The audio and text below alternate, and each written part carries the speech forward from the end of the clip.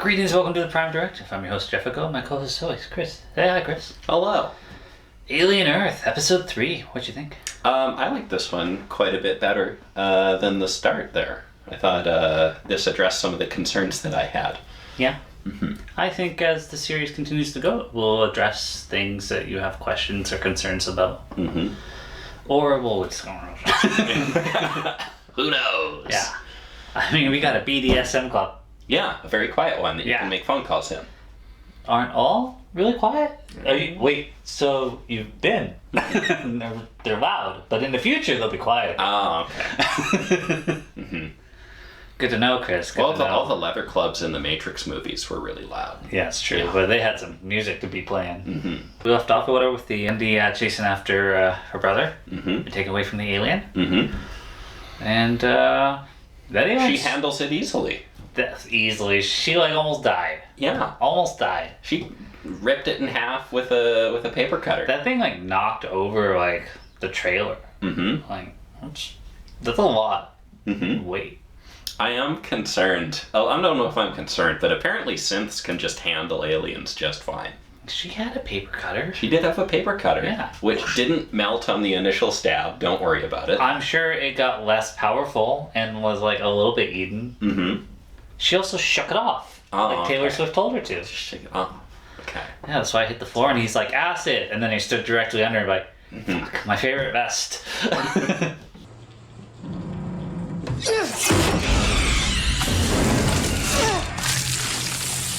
Why is he doing that? It's acid. They're just showing, because she's super strong. So, theoretically, it's not going to rip its head off, but it should be able to kill it with a sword. Yeah. Because you're super strong. I think a regular person with a sword, probably getting Just bonk. probably getting it in there, Yeah. but not deep. Yeah. Because it is kind of like an armored thing. But she also took the neck, right? Mm-hmm. We assume. But alien's not that big of a deal. There's synths everywhere.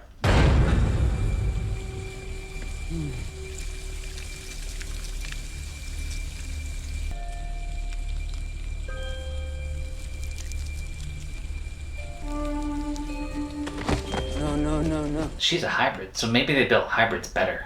Well, then you can just build synths better.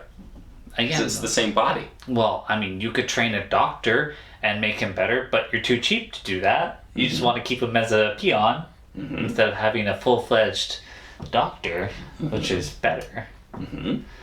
So maybe they're just like, hey, I'm not going to spend money. Well, whatever military-grade synths exist, because you know they have them, should be able to just casually deal with aliens. I've never seen one. How could they not exist? I've just This never is seen one. what People laws? are cheaper. There's no laws. Synths cost money. People are cheaper. It doesn't matter. They don't care about people, so they send soldiers in all the time to deal Yeah. with these alien threats, and then they get slaughtered. Yeah, and for your actual stuff you give a shit about, like your private island, you have military synths. I bet you he doesn't. Bet you he does. I bet There's okay, if they don't have military synths, then that's just bad. Because this is a completely lawless hellscape, driven entirely by corporations and moneyed interests, and they would build military synths to protect their private things. They have military people. Yeah, Yeah. and they would build military synths to protect their private things. I think you're inventing something we haven't seen yet, but who knows? Maybe we'll address it. And those military synths can absolutely casually take out aliens. Wendy's special, okay? She can hear the face huggers communicate. Yes, I need an explanation as to what that was. I'm not even convinced that she was physically in that room because nobody was reacting to her at all. That's true. And she got up and she didn't wake the doctor, though. Yeah. Sleeping, whatever. Yeah, Synth would be quiet. Synth could be quiet. could be.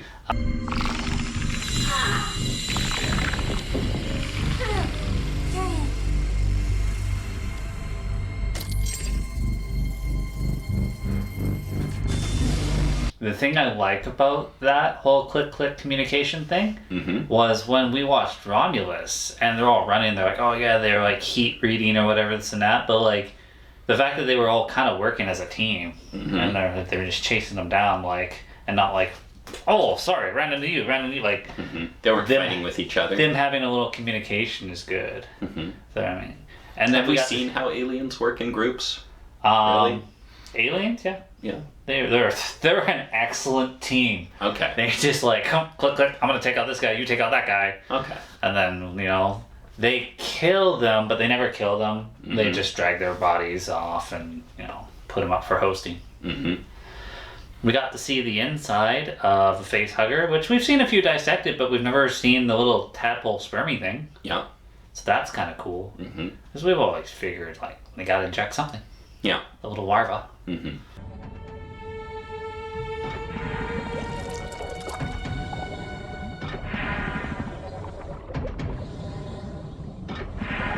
Theoretically, because there was an original Alien 3 script that somebody wanted to do where they go to a space station with all these different zoo animals, mm-hmm. and they all get taken over, so all the aliens are slightly different, because in Alien 3, it did it to a dog. Okay. And so it was faster. These dogs are faster. Changes. Yeah. So, like, I don't know, that little spermy thing gets free. What if it goes into a whale? Mm-hmm. That'd be really big. This one's going to turn into a lung or blue whale or a great white shark or something. Yeah, mm-hmm. They're testing it on like a lung, and it's like, I don't know what's gonna fucking happen. It's still gonna grow into something. Yeah. I don't know if it'll grow into something big. I would imagine it would need a full host for that. No, it's funny because like the first 2 episodes were like, okay, here's this spacecraft, and there's not enough people in there to like solve all these problems. And then this episode is just like, once the alien died, everything's solved. Mm-hmm. And Daylight, I saw Daylight, I was like, I feel better. I'm really happy. I thought the whole show was going to be underground and the crashed ship and all the stupid kids running around, and we just got out of there fairly immediately. So yeah. I was very happy with that. I think it's more interesting what we're doing now than all the stupid kids trying to be on a rescue mission. Yeah, I didn't think we were going to be underground the whole time. The original concept, I thought we were going to be like on a little secluded island with like not much technology, not a full city in that. But no, we got a lot more. He has a gun. I can see that. You're a prodigy? I work for Prodigy. I don't talk to errand boys. And which country are you king of again? And, okay, so just imagine. Starts out, ship crash. Gotta deal with that. Then they go to the little research place or whatever, and then that gets fucking overrun. Mm-hmm. Then you go to the city. Mm-hmm. How many fucking people could die there, Chris? Doesn't matter because the synths can just casually rip them in half. No, they can't rip them. They need letter cutters. Yeah, they can just do that. Cutters. It's not a threat. What if she had a real samurai sword? Mm-hmm. They take the specimens back. I like that he got the phone call from Boy Genius there. You shouldn't be bringing these back. Like and even the other doctor says like, you're a week away from the greatest discovery of like immortality for human beings. And a week away from like going like live or something with it. Mm-hmm. So obviously it never gets live.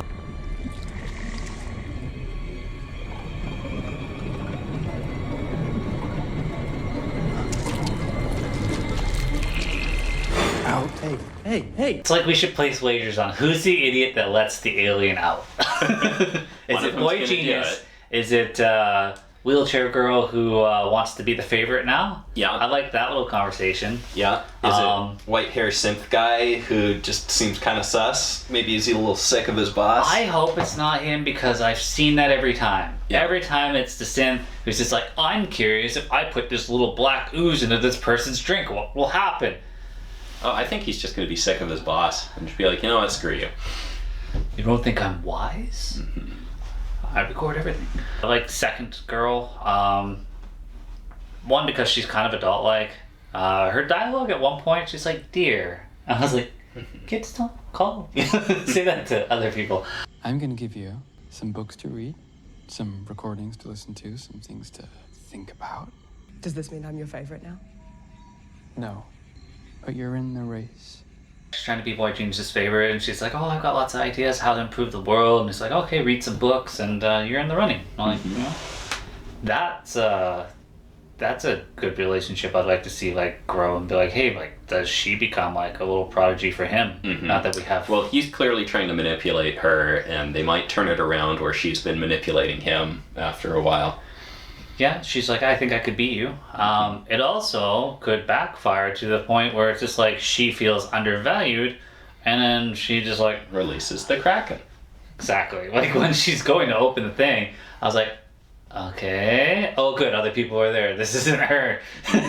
I have ideas of how to improve the world by turning them into monsters. Yeah. I have the data. The data is good, but it's not enough. Did they survive? Yes. We were sabotaged. Come in, and we'll do a full debrief. We had Cyborg Guy. We learned a lot more about him. Yeah, he was very interesting. So he clearly is missing some of his humanity, and he's aware of that, and he seems to miss it. And I thought that was some real good characterization there. Yeah, he felt kind of like shit because he put the hypothetical question to the kids or whatever, and he's just like, he just watched all the people die and like felt like he couldn't do anything about it, even though probably inside he wanted to, but like his programming probably overrid any of that. Mm-hmm. And then now he's manipulating the one kid so he can get back inside. Yeah. He calls Yutani, and it's like, you're not Yutani. She's like, oh yeah, it's been like 55 years. Like, you talked to my grandmother. I'm running the company now. Mm-hmm. And I'm just as ruthless as a bitch. Every Yutani. Yeah, I don't like how the cyborg guy seems to have the idiot ball now. I was worried it was going to be the kids. But she's just like, come back and give us a full report. And he's like, nah, bye. Yeah, no, I'm not going to say he's in the running for our wages.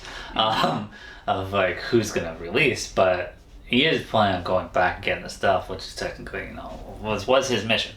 Mm-hmm. So he's continuing his mission. The problem is, like, we're on the outside here, and we're just like, yeah, anybody who releases this thing is an idiot. So anybody who's gonna try to do it is an idiot. But like, his intention isn't to release it. No, but like, he has all the data for it, and like, you need to secure that. Data's one thing. Yeah, Chris. pretty good. It's pretty good. It's one thing. It doesn't help you build. He's gonna be one weapons. Guy and solo the entire. Like, that's a stupid choice, and it's probably gonna work pretty well because it's a TV show. But like, that's a stupid choice. Well, I mean, it's not like they have synth fucking commandos, so. And he's got a blade in his arm. Mm-hmm. That is pretty badass. Yeah, that's gonna help. Has to have a conversation with somebody within 3 feet. And then boom, he wins the conversation. So overall, there were a bunch of little scenes and conversations that I felt like furthered the plot and characters. Timothy, he's watching the kids after the weird lawyer-esque dude was talking to them and asking them weird questions. I get that vibe when like adults talk to children and say like weird things and ask them questions. I get that weird, creepy vibe, even though they're in adult bodies. I'm still getting that vibe when lawyer dude's talking to them. They are doing a pretty good job of acting like kids.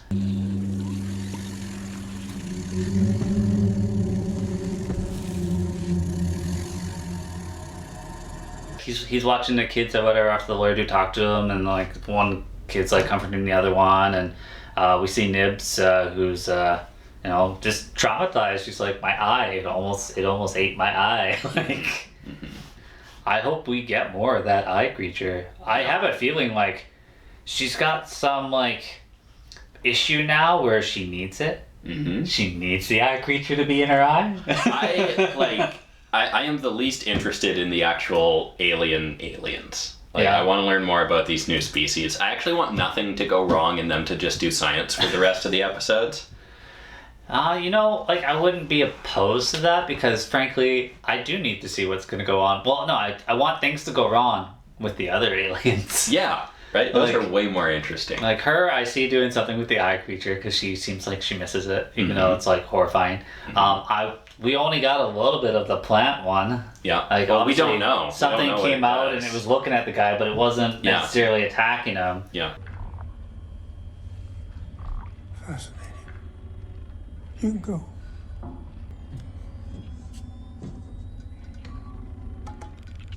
All this ground, debris. And then when you open up the blood creatures do, they drink your blood and then they release it into their little vat and they swim in it. Yeah, I guess so. That's creepy. That's just like a spider, though. That's what spiders do if they could. Sick little bastards. I thought this episode moved in a really good direction. I'm way more interested in this show than I was after the pilot. Yeah. Like I said, have a little faith. I have a feeling like Legion wasn't like a one-tone thing. It was constantly going in strange directions, so I could see this continuing. And it's like back to Romulus, like Yeah, space station was cool. Then they kind of lost me with the black ooze stuff and the giant baby thing. But like, what if it had crashed and all the aliens got out on the mines and that like workforce? That to me would be a cooler movie than just how they ended it. Mm-hmm. So I'm kind of rooting for it to get into the city. Because there's no point really, like, if you follow through like my logical thinking here that Prodigy's gonna get nuked at some point. There's no point in nuking if it's just the lab. If the city's overrun, that's when it's just like, oh, that's a humanitarian thing to do. Yeah. Is destroy the whole city. No one can survive. And if you did survive, like, you might have a parasite in you, so like you can justify that in a corrupt morally way. Rather than, check. Yeah. Well, whatever is going on, I think canonically needs to be wiped out by the end of what we're doing here. So yeah, I just I'm still rooting for Wendy to survive so that Wendy can show up in something else. Even Timothy Oliphant, like, he'd be cool if he showed up in something else.